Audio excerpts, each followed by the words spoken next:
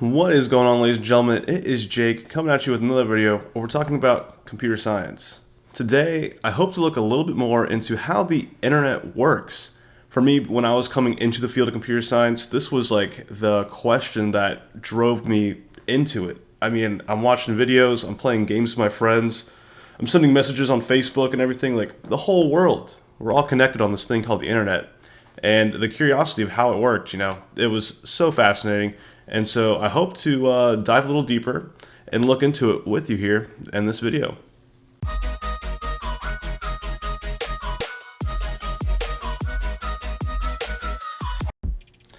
So off the rip, we're only going to scratch really the surface of how this works. I cannot explain in a timely manner exactly how it works from detail to detail, but after this video, we should have a great understanding of how it all works. And don't take my word for it, obviously. There are these things called RFCs, requests for comments, that exist on the internet. And some of my previous videos, we've talked about them. They're essentially the primary source when it comes to finding out how the internet works.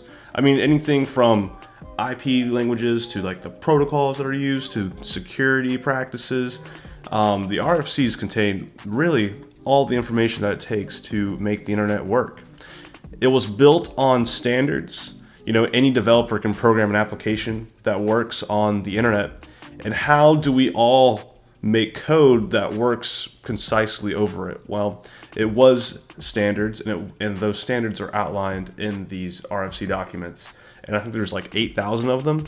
So even if you read an RFC a day, that'd probably take it's going to take a couple years. It's going to take a lot of years. 365 divided into 8,000. So it'd be a long time to read them all. And they're super interesting. But when it comes to the internet, we need to, talk about exactly how we're communicating between everything, just at a fundamental level. And so the first place I thought we'd start is just hardware. Okay. I think everyone is familiar with your iPhones, your laptops, your desktops, like the devices you use that connect to the internet. Those are going to be called nodes or users, depending on, the document that you're looking at. Usually they're called like access nodes or endpoints. And then there's going to this thing called a switch and a router. Honestly, back in the day, if anyone was old enough, you would always have this thing called a modem that also went in your house. It was like you had a router and then you had a modem. But now, since it's 2022, usually when you get like a router from AT&T, it has a modem built in, or it has a switch built into it. So these, we'll get a different color out.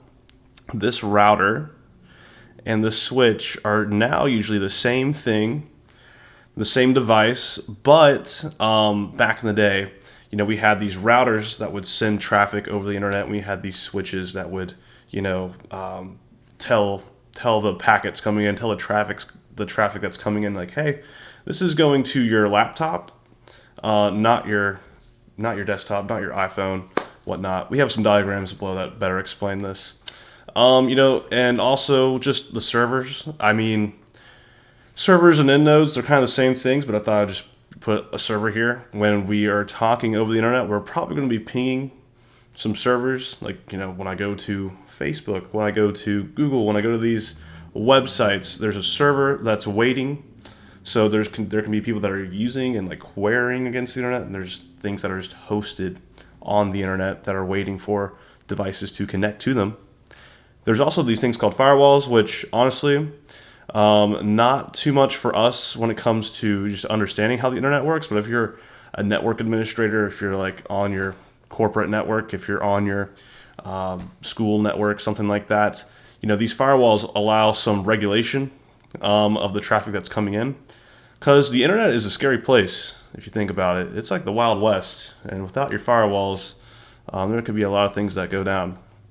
So that's the hardware. And how this communication travels from point to point, although it seems like magic, there can be fiber optic cables, which is the newest form that's been developed. Great artistic skills. I know you love them. And so we have fiber cables. These, when you're getting a internet plan, you might even have the option, if you live in a city, to get fiber to your house. And we're talking speeds from like pretty high, 300 megabytes, a gigabyte, up to 100 gigabytes per second in data. And that doesn't mean that, your laptop's going to have 100 gigabytes per second, but like all the devices on your network can accumulate up to that 100 gigabytes per second, which is pretty sick. There's Ethernet, which is also called copper cabling, which is going to be somewhere less than a gigabyte per second. Ethernet's great because it kind of costs less than a fiber optic cable. And so like if you're in a building, odds are there's going to be some Ethernet ports under your desk or in the wall beside you. And that gives you that stable, reliable connection that we all love and need. Radio waves, Wi-Fi, great stuff. And that's going to be kind of the max at this point. Wi-Fi 6 just came out, and that speed is actually topped at 700 megabytes per second, which is crazy. If you have a device that you bought in like 2012, 2014, it might even be worth getting a new network card, because I think the max was 25 megabytes per second in like 2012. The recent developments in Wi-Fi technology and how fast they can transmit data over a wireless medium is insane and super exciting, seeing that come into fruition. So that's kind of our connections, and how the data travels. Yes, there are giant copper cables or giant fiber cables that are under the ocean that connect to continents. It doesn't travel over the radio waves usually. That would be kind of too slow.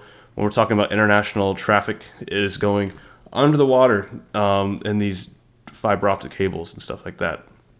So we're keeping it going, dude. We're going through it. If we want to explain the internet in as quick as possible, save your time, right? And this would be kind of that home network that we're all used to. How you're watching this video right now. We have like a desktop, an iPhone, and a laptop, like all chilling in the house. We have all these devices that connect to your AT&T or I'm just gonna keep saying AT&T because that's the Wi-Fi I use. I know there's like Sprint and there's some Spectrum, other internet providers, depends on where you are, obviously. But yeah, you have a switch which kind of takes in the data on your local network, which is called a LAN for those that aren't familiar. That's going to be like, the LAN would be all these devices right here that can connect locally between the switch right here. And what our router does is pretty much forward the traffic to the internet, this big cloud. So the switch is hanging out, and he's like, I know by MAC address who, and we can talk about MAC addresses in a sec here, but there's this thing called a MAC address, which is kind of like a name tag on the devices that sit here. And so the switch is like, hey, is the device I'm talking to on my list of MAC addresses? If it's not, if I'm talking to someone that's not on my local area network, if I'm not talking to someone within this red circle, I'm going to forward that packet, that traffic, to my router, and then my router is going to forward that to the internet, and I'm going to get a response at some point, and it's going to be great. It's going to be cool. So that's pretty much that. And going into, this MAC address, this IP, all this stuff, there's this thing called the OSI model, which is kind of how everything communicates. I should preface and say that when computers talk to one another, they usually talk over an IP address. Might be something that you are familiar with. It would look something along the lines of like, 10.192. Like 1. It wouldn't be 1. It'd be like 100, something like that. Like that would be a sweet IP address. And so every machine that's connected to the internet has an IP address. This happens to be an IPv4 address, which is pretty sweet. And that's how that communication works.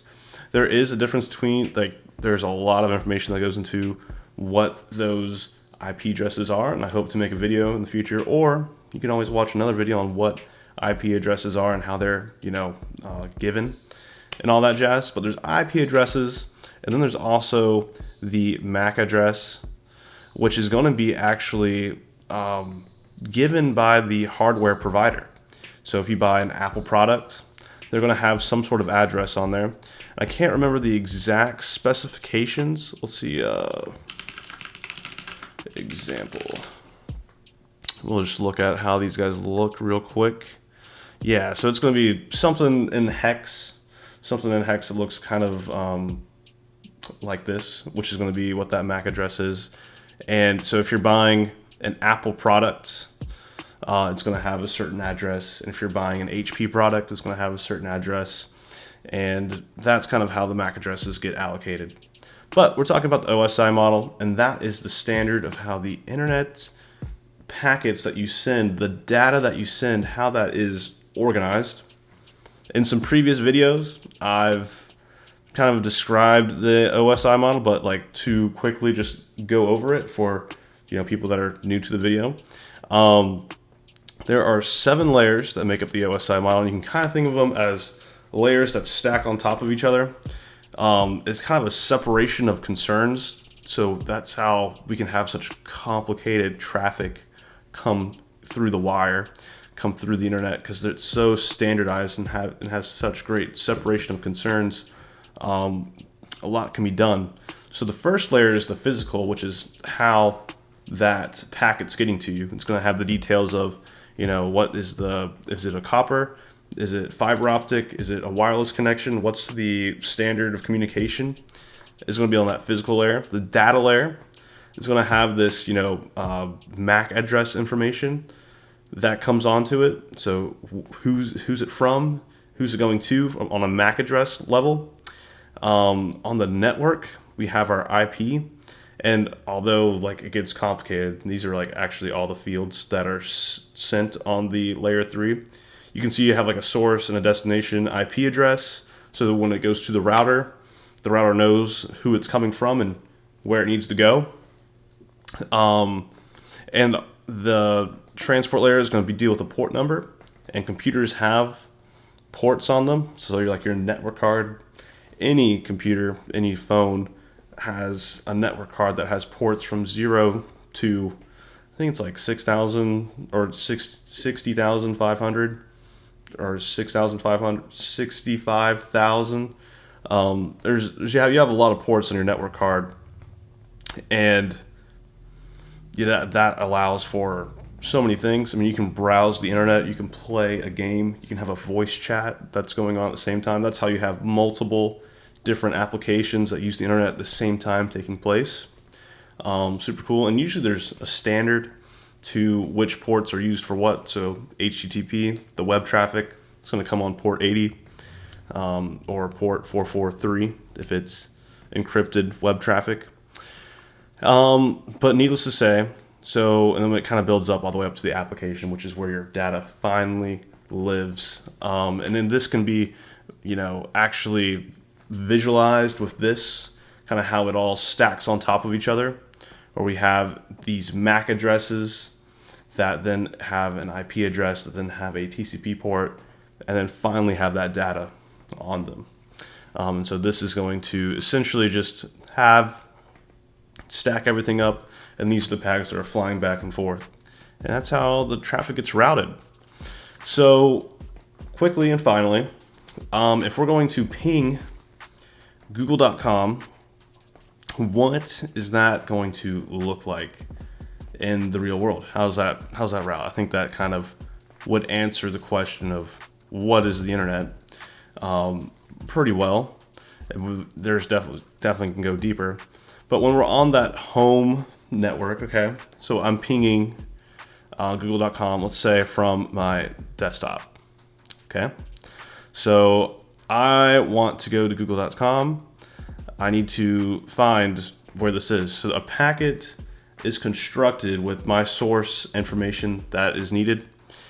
And when you're making that first connection, there is a lot of protocols that go through actually to make that initial connection happen. But we're not going to dive into that. We're just going to go theoretically how it sort of happens. So it's not to a science what I'm about to say, but this is the general gist. I want to go to google.com. My switch goes, is google.com in my area network, in my local area network in here? And it goes, nope, there is no google.com. And so I go to the router, and the router, it has a route table, and most likely the route table is just going to be configured to be like, oh, something hit me. Well, I'm just going to forward it to the city router. Essentially all the traffic within your neighborhood, all the routers, all your neighbors and different buildings that are around you, that traffic gets routed to your ISP, internet service provider, that AT&T person, that Sprint, Spectrum, whoever it might be. And then the city router, at that point, there are a lot of routers that this guy could probably go to. It has a routing table depending on what google.com's IP address is. It's going to compare itself. There's going to be like, let's say, really quickly draw it out like a list. This guy has a list of IP addresses, and based on, it's like IP address ranges, and based on like google.com's IP address range, it's going to select just, like one of them. It's going to select this one and send it over the wire like so. And so now this city, let's just say it sent it to the regional router. It's like, oh, I don't know where the google.com address is either, so I'm gonna send it to the regional router, which would be like, your southeast, your northeast. And the reason why this is super cool is because AT&T and these IPSs or ISP providers, their internet connection, the speed of the connection between here and here is like instant. I mean, it's like the speed of light pretty much. So it hits the city and it goes instantly to the regional router, and the regional router knows where Google is, and Google knows where that google.com is, so it goes to a switch and finally hits that Google server. And then you have a nice connection between your home desktop and the google.com server. Every packet will still have to make the same route each time. There is no way to magically connect from here to here, because we have to go over these routers in place. But the good thing is, once it kind of leaves your vicinity, once it leaves your house, essentially, it's going to hit that ISP and it's going to travel at pretty darn good speeds across the wire until it finally gets to where it needs to go. And if it doesn't find where it needs to go, it will just, the packet will drop. It will try a couple hops. It'll eventually time out. There's usually a TTL, time to live, on that packet. And your computer will be like, sorry boss, we did not find google.com. You'll get like a 404, which is fun. But that is basically how it all works. This is like a screenshot from geeksforgeeks.com that shows like how, if I was to Google, or if I was to trace the route from google.com in my console using the trace route command, how we start at like an actual IP address. This was a private IP address, and it does some hops on these 10.45 subnet, which is probably going to be that ISP subnet, and then it changes, most likely hitting the Google servers, and then finally resolving down here, which is some sort of node, some sort of Google node. And yeah, super cool stuff. That was a quick rundown of how the internet works. I know it wasn't like super in depth, but guys, I know.